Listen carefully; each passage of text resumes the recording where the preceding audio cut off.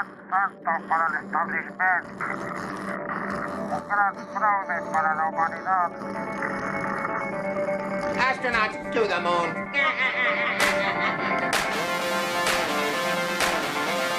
Nuestro saludo, como siempre, a los grupos de Facebook.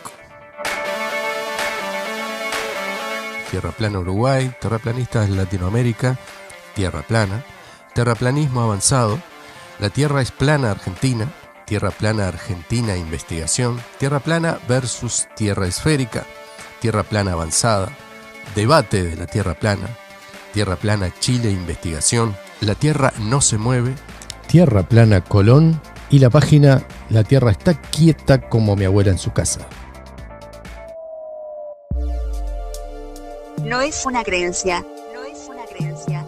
Es todo un símbolo y mucho más, y mucho más, y mucho más. No te pierdas la sección Aportes.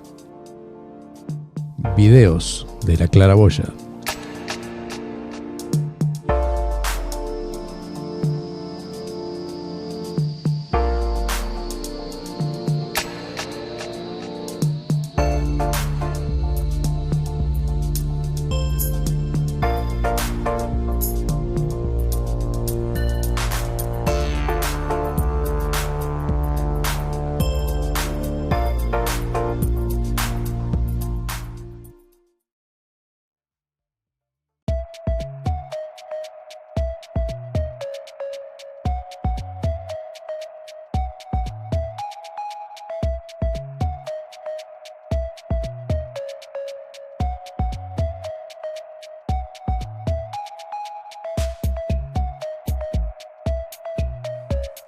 Hola, hola amigas y amigos, bienvenidos a un programa más de La Claraboya. Aquí estamos para hablar, de estos temas que nos importan y dedicado exclusivamente a nuestro núcleo, por lo menos más cercano. Si no es el familiar, son los amigos y parientes. Porque, son de las cosas en las que nos encontramos todos inmersos a la hora de, declararnos públicamente terraplanistas y tener que justificar dicha filiación, de ideas. Capaz que tenemos otras ideas totalmente locas, controversiales, incluso hasta puede ser moralmente dentro de nuestro entorno. Sin embargo, ninguna de ellas provoca, como hemos podido constatar, tanto resquemor, tanta reacción dentro de propios y ajenos. Y un poco aquí entre nosotros codearnos, guiñarnos y ver que no estamos solos. Y además, compartir con todos algunas cosas que nos van a servir para salir del paso airosamente, reafirmando muchos de los conceptos que ya sabemos, agregando alguna cosa, alguna visión que siempre está bueno, como decimos, diversos aspectos que abren una ventana mental que de pronto no teníamos en cuenta, simplemente incluso a veces a raíz de cualquier otro tipo de comentario colateral. Y vamos a ello.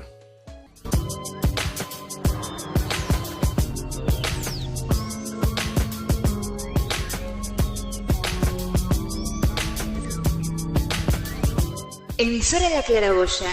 El terraplanismo no es una creencia.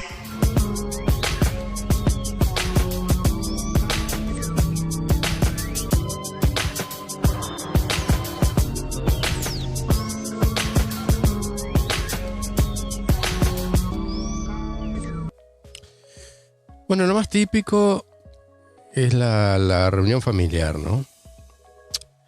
Esa es tremenda porque no se sabe cómo, pero el tema, ¡pum!, cae ahí. O claro, lo desembuchamos porque lo venimos guardando de hace mucho tiempo. Entonces digo, no demora el hecho de que en la primera de cambio, digamos, como solemos decir, cuando surge el agujerito, ahí lo mechamos, ahí lo metemos, ¿no?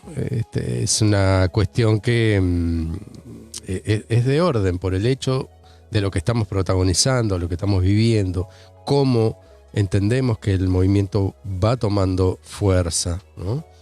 Y vamos definiendo nuestra cabeza de diferentes aspectos que hacen a la solidez y a la convicción de lo que realmente profesamos, ¿no? Entonces,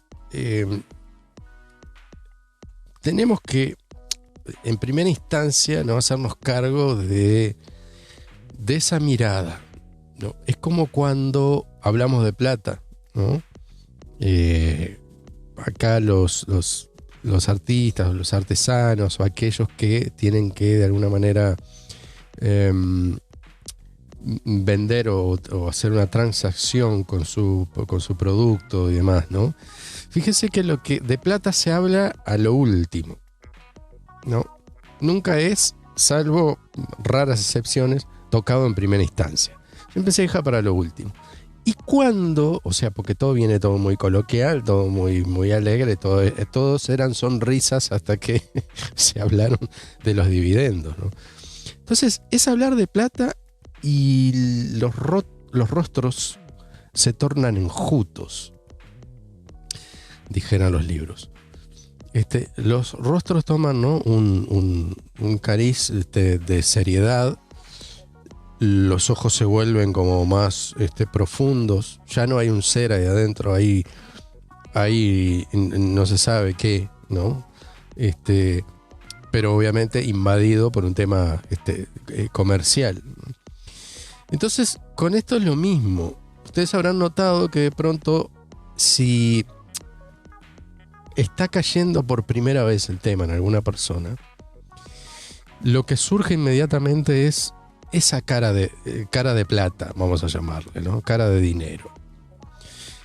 Que es un silencio, es una adversión que se trata de disimular para que no se haga evidente, pero que se expresa, evidentemente. Esos rostros lo están demarcando, ¿no? Con su actitud. Enseguida, si están sentados, cruzan las piernas o se cruzan de brazos. Las comisuras entran como a bajarse, ¿no? Se torna como un rostro no amigable, dando a entender la incomodidad de que se quiere salir de ese tema rápidamente, ¿no?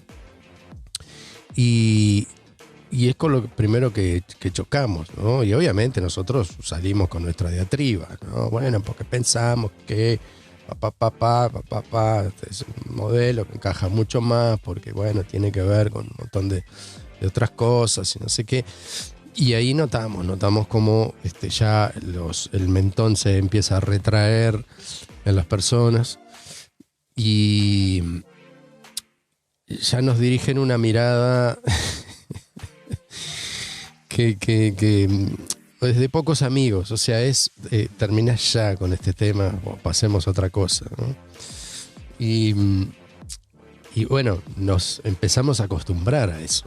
Empezamos a acostumbrar a que las personas no reaccionan muy bien ante temas, no solo incluso exclusivamente del terraplanismo, porque digo, está muy, muy relacionado con la conspiración, pero cualquier otro tema de conspiración que se toque, o política, aquel que, digo, ya directamente no tiene su opinión formada y tiene ya su discurso con eso, toma la misma actitud, ¿no? La de, bueno, no sé ni me importa, porque en realidad no quiero averiguar esos temas, porque prefiero no saberlo, porque digo, no me cambian nada, ¿no? Todas esas cosas que se suelen pensar, que parece que lo cotidiano no tiene nada que ver con lo foráneo, ¿no? Con lo que vivimos afuera. Un poco es comparable con aquellas cosas en las que hacemos de pronto en lugares específicos. Por ejemplo, un gimnasio. Vamos al gimnasio y bueno, nos matamos. Se supone que ahí es donde vamos nosotros a crecer físicamente, ¿no? Pero de pronto, digo, salimos de ahí, no tenemos más mínimo reparo en tomarnos un par de cervezas y comernos unas pizzas.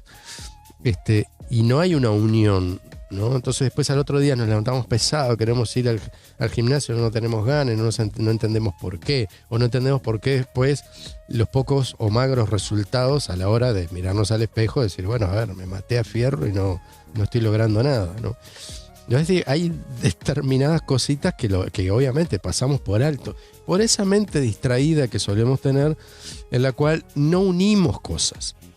Si hay algo que nosotros hacemos mal, es tener el pensamiento lineal. Y el pensamiento lineal nos provoca un estado lineal de la vida en el que no tiene lateralidad, ¿no? Entonces, cuando uno piensa con el pensamiento lateral, es cuando uno agrega a determinadas cosas de las que estamos viviendo temas relacionados, pero no solo temas, sino cuestiones de tiempo, cuestiones, por ejemplo, de resultados, ¿no? De consecuencias, todas esas cosas que hacen a una persona atenta. El que está atento utiliza el pensamiento lateral.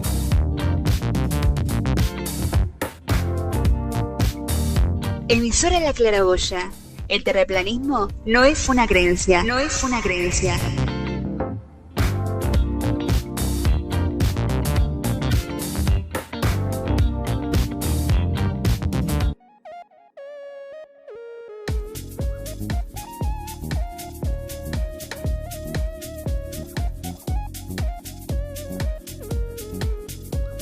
(18:23).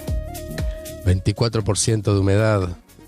Bueno, siempre quise decir eso, pero bueno, no es ni la hora ni la humedad.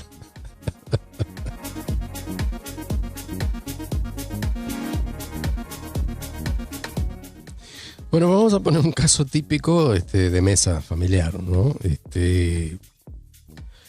Cuñados o cuñada que más o menos tiene una cultura general, que en general no se callan las cosas, ¿no? Y que evidentemente ante cualquier tema que raye la polémica, son las personalidades que enseguida salen, ¿no? A la luz, diciendo algo. De pronto no tienen demasiada opinión formada, pero tienen que decir algo, sobre todo si están en contra, ¿no?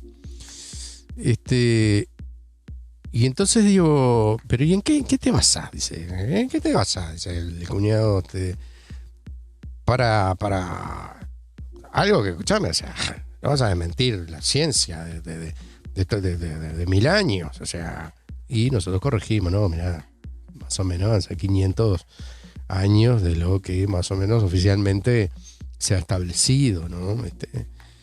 No, pero escuchame, Eratóstenes, bueno, ¿no? Cuando salen con Eratóstenes, ya obviamente ya tenemos nosotros el discurso ampliamente establecido en cuanto a las barrabasadas enormes por las cuales esa experimentación ficticia, que nadie se la puede creer, solo cuando estamos dormidos, cuando nos las meten desde chico y bueno, y en definitiva después nunca más volvemos a revisar tal cosa.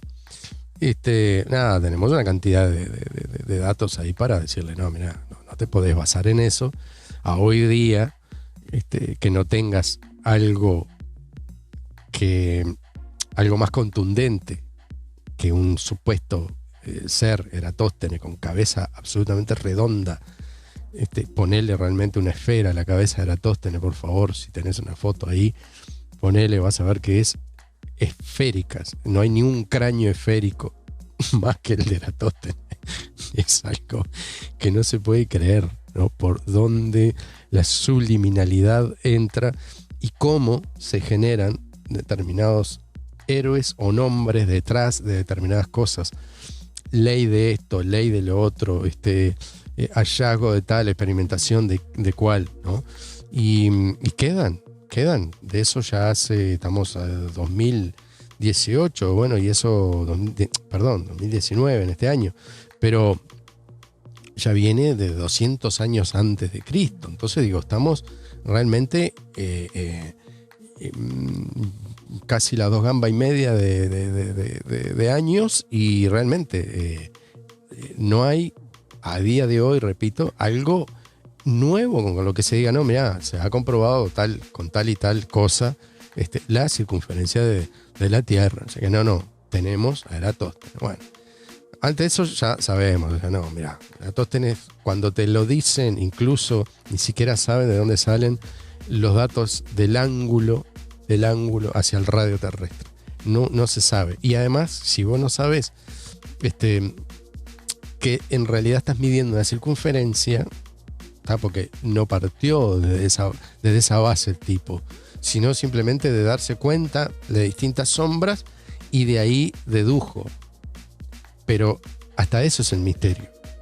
Si el tipo antes ya sabía que vivía en una esfera y lo que quería era calcular su tamaño, ¿no? Que en muchas bibliotecas dicen eso, otras es simplemente porque lo descubrió nada más que por eso, por la observación pura y las sombras, ¿no?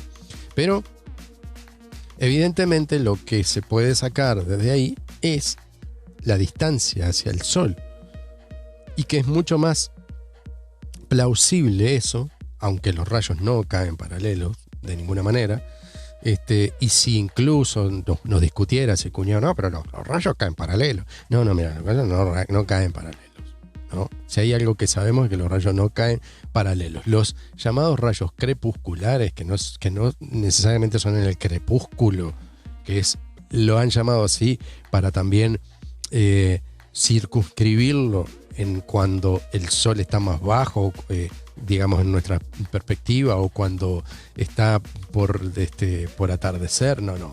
En cualquier momento donde hayan nubes, los rayos del Sol se ven absolutamente convergentes, abiertos en un ángulo desde el Sol con las nubes que se explayan hacia los costados, ¿no?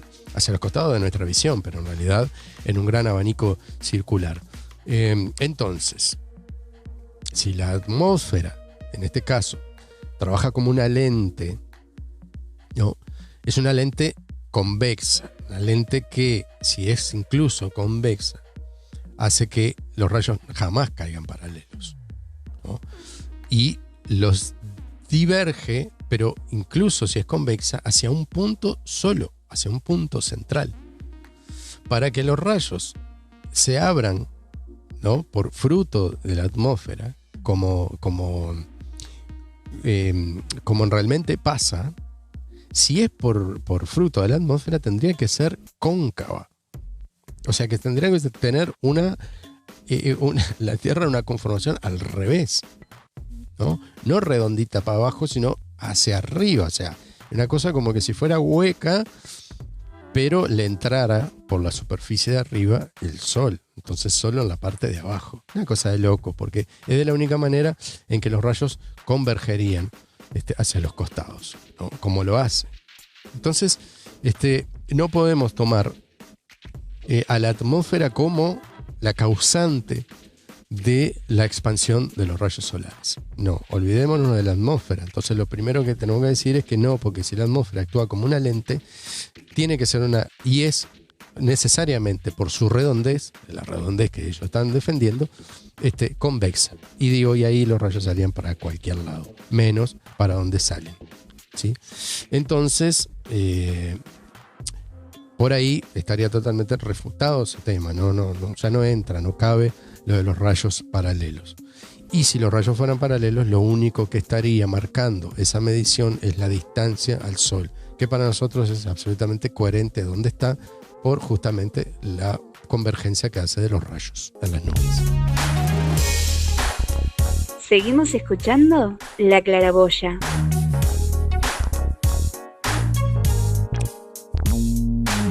La Claraboya.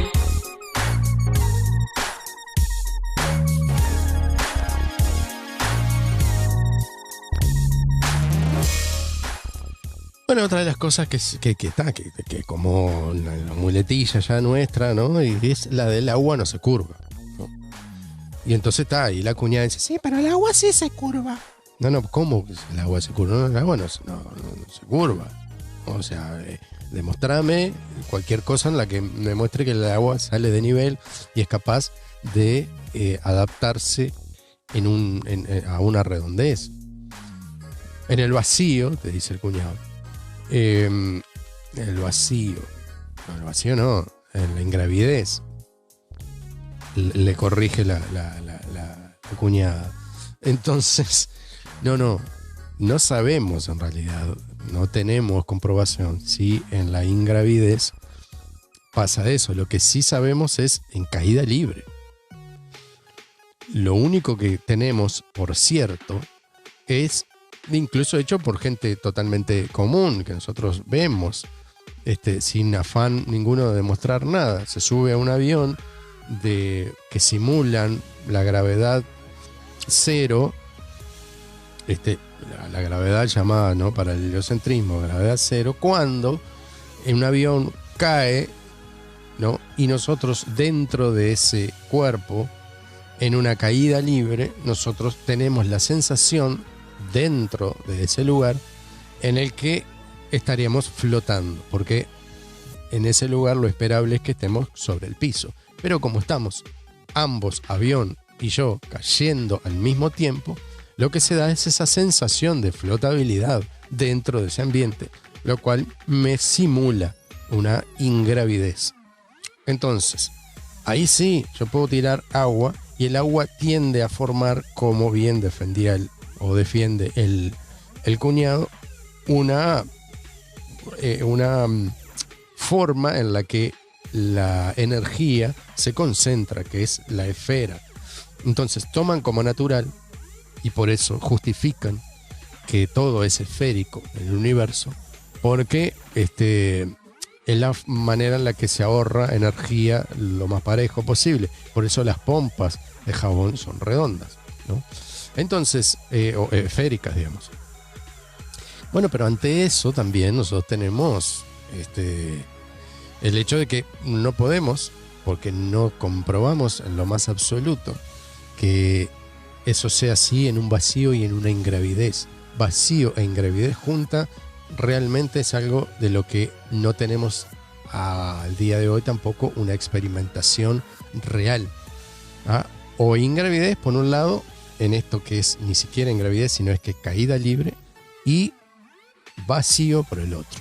Bombas de vacío en la que se ponen drones, se estimulan moscas para que puedan volar, se tiran o se prenden determinados gases y cosas, reacciones, y que obviamente es como una escala muy chiquita en la que nosotros prendemos un cohete o algo y hace una reacción en un lugar en donde es una bomba de vacío casera, que por más que nosotros extraigamos todo el aire de algo que podamos hacer, nunca es lo suficientemente poderoso como para no albergar ni una sola pizca de oxígeno adentro de aire, ¿no?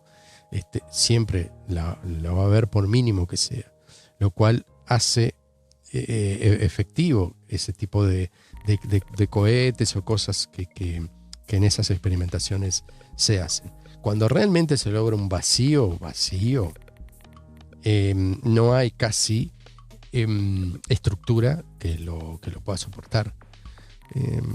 Está el video ese, búsquenlo, de un camión cisterna el que se somete al vacío. O sea, estamos hablando de un tanque enorme de hierro de por lo menos unas 10 milímetros de espesor. Fíjense que es para llevar con altas presiones de, digamos, hidrocarburos y esas cosas, ¿no? O combustibles totalmente inflamables y demás. Tienen que estar herméticos eso, ¿no? Entonces, bueno, se ha sometido al vacío, a un vacío realmente de una bomba de vacío potente, a un camión cisterna, y lo redujo a una chapa chata.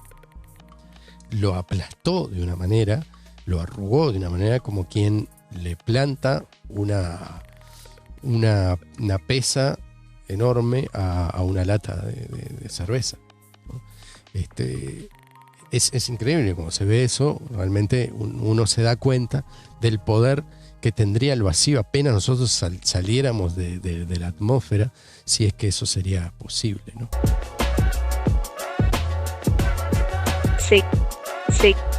Seguimos escuchando La Claraboya.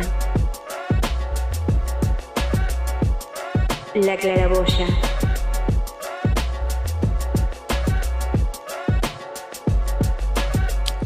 Por tanto, no sabemos la naturaleza real del vacío y no entendemos además cómo nosotros estamos dentro de esta atmósfera totalmente presurizados, ¿no? Y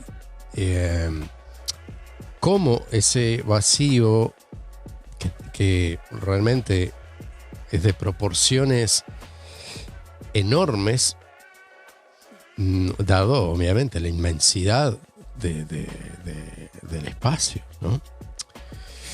Es inconmensurable, es aquello que no podemos realmente saber la fuerza enorme que eso tendría. Tenemos esos experimentos en los que se han sometido a determinados humanos a una cuestión de vacío y que, bueno, realmente le ha hervido la sangre. Digo, porque es obvio, no hay ninguna posibilidad de que un ser vivo pueda siquiera subsistir en un vacío, y que además aquello que pueda llegar a estar, a pernoctar, a navegar sobre el vacío, tiene que ser algo de una conformación impresionantemente resistente, ¿no? Nos pasa con el fondo del mar. O sea, son muy pocas las incursiones que se pueden hacer, y por poco tiempo y con vehículos exclusivamente diseñados a tal efecto. No pueden ser de demasiado volumen. No han ido más de 2 personas a bajas profundidades por la presión enorme que se sufre, y que, bueno, como digo, no hay estructura que pudiera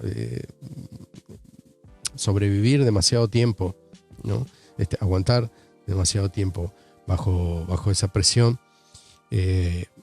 Además, todos los agregados y suministros que debe tener esa unidad para soportar tal cosa, ¿no? Así que digo, si la presión más profunda que nosotros podamos conocer es un poder inconmensurable para nosotros, imaginémonos el vacío. No entraría en ninguna ecuación, en ninguna cabeza, más que en la ecuación matemática de estos individuos que son capaces de inventar corpúsculos como la antimateria, y como la cantidad de cuásares, púlsares, ¿no? Y todas esas denominaciones de cosas inventadas, ficticias, e incluso agujeros negros, o sea, elementos para justificar quién sabe qué, no sé, su título de pronto, porque otra cosa no pueden justificar. Nadie les pide, además, ¿quién de la vida cotidiana les pide a esas personas que nos relaten de qué cornos carajo está formado algo fruto de su imaginación, como lo es un agujero negro? ¿Para qué es útil eso? ¿Para qué? Digo, porque nada más no tiene ninguna función dentro de la estructura estelar que nos quieren pintar. Ninguna.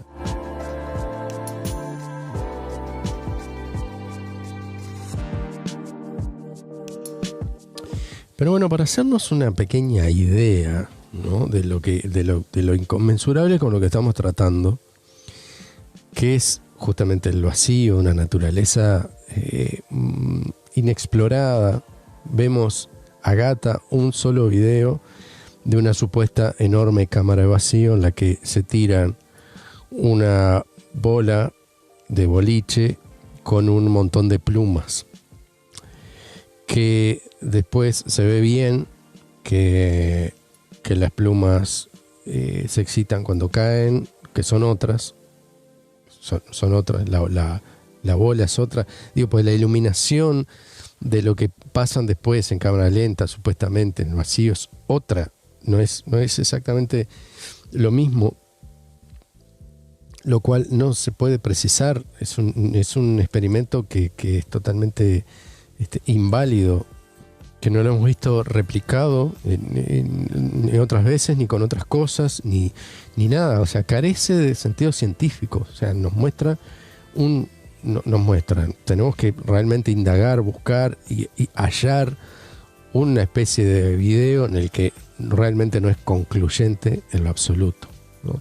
Pero además de eso, nosotros pensemos en un vacío enorme, porque una vez que nosotros abandonamos la atmósfera terrestre, nos encontramos con algo que es capaz de sostener en ondas gravitatorias, en antimateria, en una cantidad de fuerzas que se están ejerciendo ahí, capaces de sostener nebulosas, galaxias, estructuras de todo tipo, como planetas, lunas, un montón de cosas. Tiene que ser algo de una fuerza tan inconmensurable. Nosotros no podemos pensar en una valvulita chiquita, ¿no? Algo tan ínfimo como lo que nos pintan, la nave espacial que se logra propulsar, ¿no? Empujando ¿qué? Primero, ¿no? Todo principio aeronavegable y todo principio de acción y reacción, de empuje y de fuerzas que nosotros manejamos a nivel de la física en nuestro sistema, bien conocidas, tabuladas, bien matemáticamente experimentadas y calculadas, nada tiene que ver con un sistema en el que no conocemos en absoluto, y además con fuerzas, repito, inconmensurables. ¿Cómo yo puedo lograr una valvulita? Fíjense ustedes, ¿no? Algo en el que yo tengo combustible, tengo una reacción interna, todo eso yo lo puedo presurizar y le puedo dar el oxígeno para que de ahí yo tenga la inyección de fuego, la explosión, lo que sea que yo vaya a hacer reaccionar, que puede incluso ser atómico, lo que sea, ¿no? Lo importante que yo puedo establecer un motor, lo que corno sea dentro de un sistema presurizado, ¿no? Que eso es muy imposible o realmente bastante complicado miniaturizar todo eso dentro de, ¿no? un contexto presurizado. Bueno, pero supongamos que lo podemos hacer una caja casi de medio metro y ahí adentro está todo, ¿no? Simulamos obviamente todo un sistema atmosférico el cual se manejaría en tierra. Entonces le doy una ignición, le doy fuego, lo que sea para que eso logre una fuerza de propulsión. Ahí le pongo un cañito. Ese cañito va a tener una válvula que va a abrirse al vacío para que lo que yo estoy generando de ahí sea expulsado, ¿tá? Eso que yo expulso tiene que tener una fuerza mayor a la que el propio vacío tiene, porque cuando yo abra esa valvulita el vacío va a querer obviamente entrar, esto entre grandes comillas, ¿no? Pero lo pasa en las películas, la propia ciencia te lo muestra.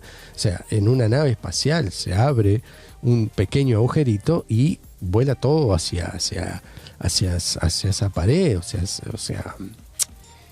se despresuriza con una fuerza descomunal. Y un agujerito abierto en una nave espacial forma un buraco enorme, porque así pasan los aviones. La claraboya.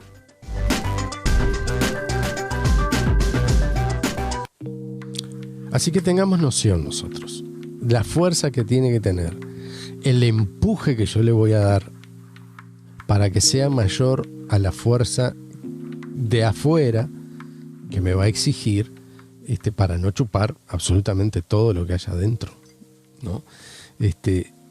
Cuál ínfimo debe ser ese orificio y cuánta fuerza debe tener como para que incluso me permita yo expulsar algo y de tal magnitud que a mí me haga con solo ese empuje, con solo esa reacción, moverme hacia algún lado. O sea, no hay ley física que pueda demostrar tal cosa. No la hay, ¿no? En un vacío, encima en ingravidez, porque además no tengo aerodinámica ninguna, aquello que empuje va a quedar girando eternamente, o sea que tengo que tener un empuje simultáneo de muchas válvulas que me hagan ese vehículo impulsar hacia un mismo lugar, hacia una misma dirección. No puedo solo con una válvula o una suerte de toberas desde atrás.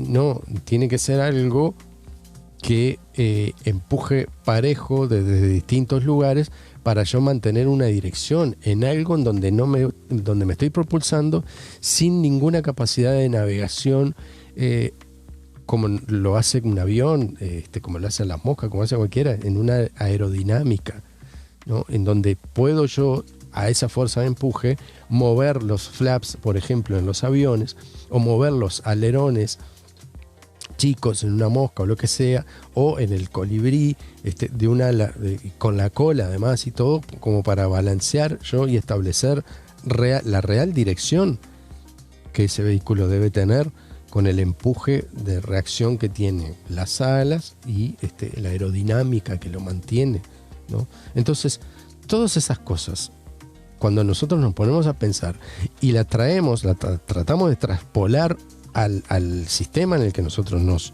al que conocemos, pura y sencillamente, no nos da en absoluto ninguna noción de que eso pueda poder funcionar en un vacío y en una ingravidez. No hay a día de hoy lugar en donde se nos muestre lo que se ha simulado, porque incluso la simulación del águila intentando aterrizar, o sea, solo tomó vuelo y casi se mata el Neil Armstrong, que si no se eyecta, explota con el coso ese, y es la única prueba que nosotros tenemos, porque no hay prueba exitosa de tal cosa. Y acá donde justamente las fuerzas las conocemos, imagínense llegando a la luna, ese trasto de lata con remaches, todo fuera de diseño, de foco, o sea, no, discúlpenme, pero realmente no hay cabeza coherente que pueda creer una cosa así.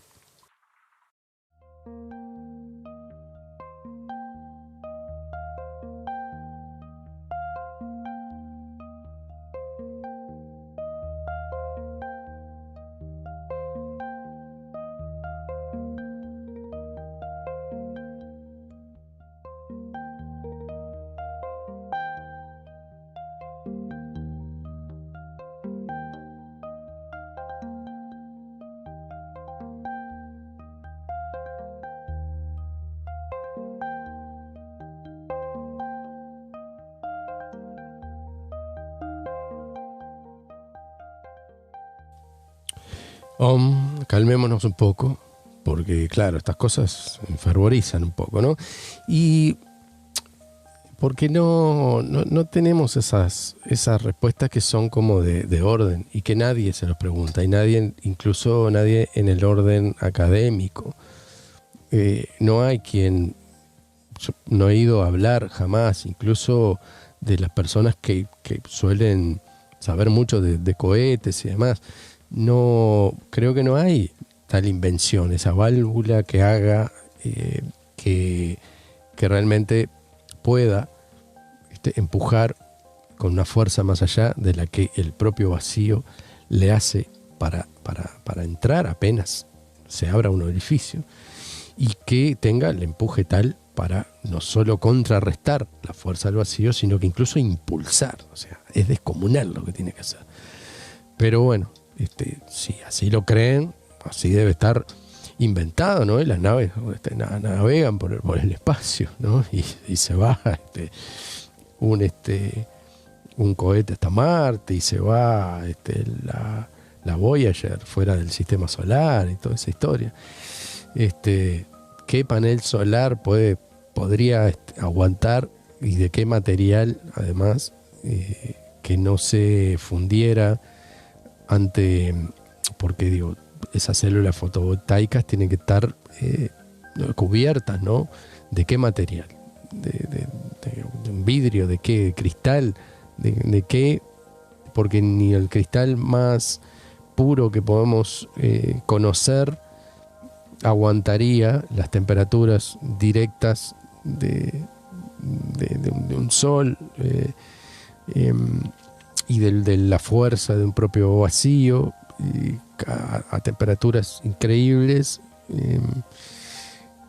sin fundirse, ¿no? O sea, todas esas preguntas enormes, y que si incluso fuera, porque si dieran la mano derecha a la fusión fría del Sol, bueno, entonces ahí cabrían otras cosas, ¿no? Realmente darían una apertura mayor a la conformación incluso de los propios planetas, y a justificar determinados hielos o estructuras gaseosas y todo que podrían tener los propios planetas si el Sol no fuera de esa incandescencia que dicen que tiene, por lo cual justifican todo el calor y demás de nuestro sistema. Entonces son un montón de preguntas profundas. Yo sé que en la mesa estas cosas, digo, se pueden tocar, pero bueno, nada, se me vino a la cabeza y realmente había que hablar acerca de este tipo de sistema que realmente no se ha visto nunca hablar de él ni experimentar, ni en pequeña ni a gran escala, como para que eso se pudiera demostrar así y realmente algo se pudiera empujar en el vacío. De los diseños y cosas que vemos que hay, realmente dan chiste, y que ninguno ofrece esa propulsión pareja como para que pueda tener una dirección, algo en un lugar en donde le puedas dar un impulso. Ese impulso va a ser perpetuo, y que no hay ninguna otra fuerza que lo empareje. Y si es así, tiene que ser de una fuerza igual y compensatoria, lo cual también tiene que ser como movimientos muy, muy raros, ¿no? Pero bueno, volvamos a la mesa. Vamos a la mesa y la típica, ¿no? que va a mandar ya la hermana menor contestataria y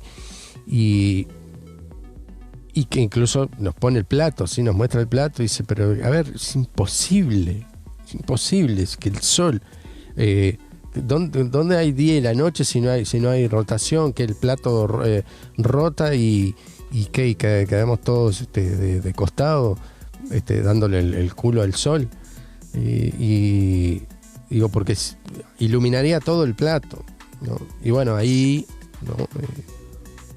Con toda la paciencia decimos, bueno, mirá, ¿qué pasa? Que no es ni siquiera como una linterna, no sería un foco específico, ¿no? Porque siempre estamos poniendo una linterna, que sería algo inmenso en comparación, porque digo, a escala, lo que sería una linterna en un plato o en una mesa redonda o en algo chiquito que tenemos, nunca logra establecer el tamaño real que realmente no tendría, la redundancia.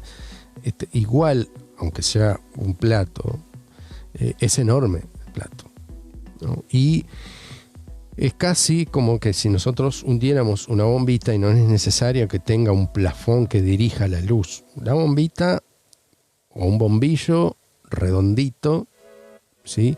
Lo introduzcamos en una piscina olímpica, ¿no? Es evidente que la luz va a tener un alcance. Esa luz va a tratar de iluminar y lo va a hacer en todo un radio, ¿no? Pero no más allá. O sea, al otro lado del rincón de la piscina olímpica, ese bombillo no va a llegar, ¿no? Tiene una distancia porque tiene una resistencia dentro de ese fluido agua, y que obviamente a medida que se pueda ir trasladando ese bombillo va a ir iluminando toda la zona de influencia, ¿no? Entonces va a haber una zona oscura. Entonces, si esa piscina olímpica fuera redonda, digamos, circular, y nosotros pusiéramos a girar dentro de ese círculo concéntricamente a ese bombillo, lograríamos realmente lo que nosotros pensamos que es el sistema, que es absolutamente coherente, y es una luz atravesando un fluido, ¿no? O, en último caso, como también se ha experimentado, una bóveda en la que obviamente esa bóveda contiene, no sabemos de qué naturaleza es esa bóveda, de hecho la propia atmósfera lo es, aún en el heliocentrismo, es una bóveda que nos cubre en todo aspecto y que propicia, entre otras cosas, todos esos reflejos en la atmósfera y demás. Así que si lo ponemos en un plano, eso en sí conforma la cúpula famosa nuestra, que está y es real en cualquiera de los dos sistemas, ¿no? Insisto. Pero incluso para mí no tiene ninguna naturaleza cristalina ni sólida, sino que las propias capas es lo que le va conformando esa protección interna, y que justamente las aguas de arriba, que es lo más parecido que hemos establecido, es el hexafluoruro de azufre, en donde vemos claramente que objetos y un montón de cosas flotan allí. Eso vendría a conformar lo que nos recubre, y que también una fuente de iluminación haría ese efecto en el que ilumina una cierta parte, ¿no? Casi la mitad, y bueno, que en ese giro posibilitaría, como lo hace, la expansión de la luz en un radio, y que justamente en la ausencia de luz es donde está la noche, pero que además, en la medida en que eso se va acercando al centro, va generando hacia atrás, digamos, hacia lo que para nosotros es el sur, el efecto de que en el propio hielo, en el propio blanco impoluto de la Antártida, va generando hacia los costados una luminiscencia, lo cual hace que también, incluso en las zonas en donde se supone es de noche, hay un reflejo muy grande de luz, lo cual pasa en la Antártida, que son esas noches largas que no terminan de ser noche totalmente, porque es una semipenumbra. Es eso lo que pasa. Y a contrario de cuando es realmente verano austral, que ahí estaría pasando el sol, y cuando se va la noche es realmente bastante más oscura que en estos reflejos del invierno boreal, del invierno astral, que forma ese reflejo que nunca se termina de ser absolutamente noche cerrada, como lo es en el verano. Entonces, bueno, esa dinámica también de las luces, hay animaciones que los muestran perfectamente, es la que se da, y la que es absolutamente coherente, no con un bamboleo de esos convenientes 23 grados en los que se estaría moviendo, que realmente cada 365 días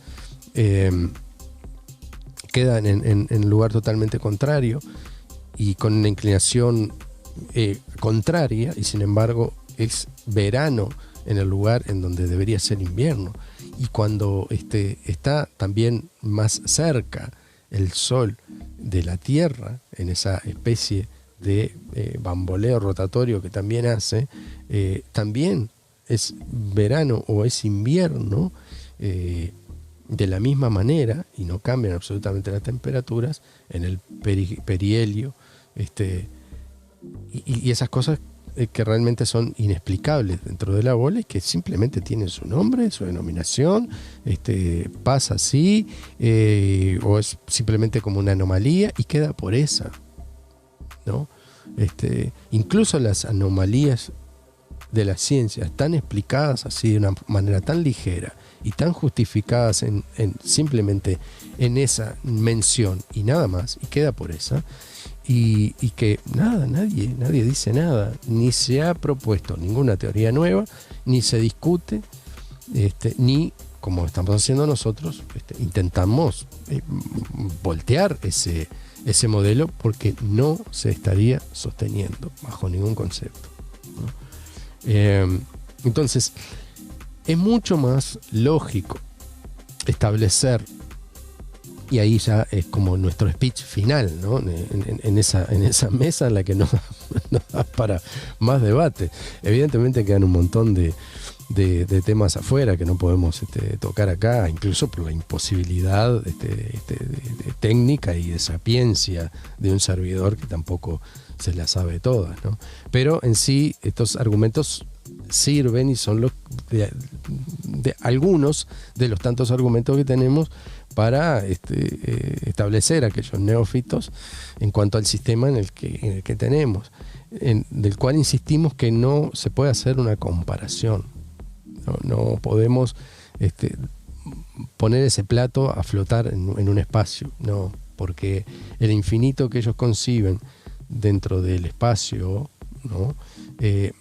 Nosotros lo definimos en la distancia dentro de lo que nos da nuestra perspectiva, y que el límite es el límite humano, el límite en el que nos marca la propia hostilidad de lo que se pone la Antártida, digamos, para nosotros. O sea, hasta cierto punto podemos ir más allá, no es inhumano, nadie se puede aventurar más, y ese es el límite. Lo mismo exactamente pasa en el espacio exterior. No sé por qué es tan descabellado una cosa con la otra, digo, porque en realidad concebimos una misma infinitud una limitación, digamos, a escala humana en ambos modelos, solo que es mucho más coherente y plausible el hecho de ponerse a caminar y morir congelado dentro de una infinitud planicie que simplemente ya ni siquiera poder salir a un espacio exterior en el que, si no necesitas de una escafandra o cosas específicas como un traje de astronauta, ya de pique morís, ¿no? Entonces las imposibilidades están marcadas a escala humana, a escala de soporte vital dentro del sistema que conocemos. Nada más, esa es la infinitud. Pero digo, insisto, es más coherente dentro del sistema en el que vivimos establecer una infinitud como la Antártida, y no algo tan ficticio y desconocido y poco probable de que sea plausible como lo es el espacio exterior, ¿no? En el cual estamos todos, como digo, como esquirlas, navegando fruto de una inercia por una explosión enorme, en la que aún así todo se ordena de una manera cronométrica para nosotros, que podemos establecer exactamente durante siglos y siglos, de lo que tenemos uso de razón, un calendario específico, por más que lo hemos modificado y hemos hecho cualquier cosa de ello en nuestra civilización, porque los otros la tienen pero al dedillo, y bueno, y justamente por una cantidad de predicciones y una cantidad de cosas que los antiguos sabían y han tabulado y podemos establecer hoy día, es que se ha cambiado todo eso, para que tampoco tengamos una lectura real de lo que los antiguos sabían. Entonces hay una cantidad de sabidurías que quedan tapadas dentro de un nuevo calendario en el que nosotros nos es bastante difícil convertir, ¿no? Entonces realmente grandes estudiosos de los calendarios anteriores y que puedan llegar a convertir en el mamarracho gregoriano en el que tenemos hoy día, de remiendos por un lado y por el otro, y de desnaturalización de lo humano, porque realmente estamos regidos por patrones además biológicos dentro del sistema en el que vivimos, porque somos una unidad, por los acontecimientos naturales, de los cuales se nos desencaja por cronometrar de una manera distinta y que no se adapta a la naturaleza en la que estamos. Entonces por eso estamos totalmente a deshora de los acontecimientos universales dentro del sistema en el que nos movemos. Entonces, una grajea más que arma este patrón de un sistema absolutamente cerrado, un sistema coherente con nuestra existencia, que algo totalmente ficticio y bamboleante, que es el sistema que nos han impuesto y que nadie tiene una explicación concreta, experimental y realmente comprobada de que realmente es así, porque no se puede repetir a ninguna escala nada de lo que ellos vociferan, gritan y ponen en pizarrones llenos de matemáticas. Y bueno, señores, sin más, muchísimas gracias por estar, por su compañía, como siempre, por su buena onda, y nos veremos en la próxima emisión. Espero más o menos haya servido, por lo menos nos hayamos divertido y comunicado un rato. Un gran abrazo a todos y nos vemos en la vuelta. Para los que puedan, por favor, asistan al gran encuentro que va a haber en Colón, que bueno, nada, ojalá nos sirva para la gran comunión, para poder conocer visiones nuevas, personajes nuevos y cosas que nos deparen una gran apoyatura a todo esto que necesitamos homologar para cambiar. Abrazo grande. No es una creencia. Mucho más.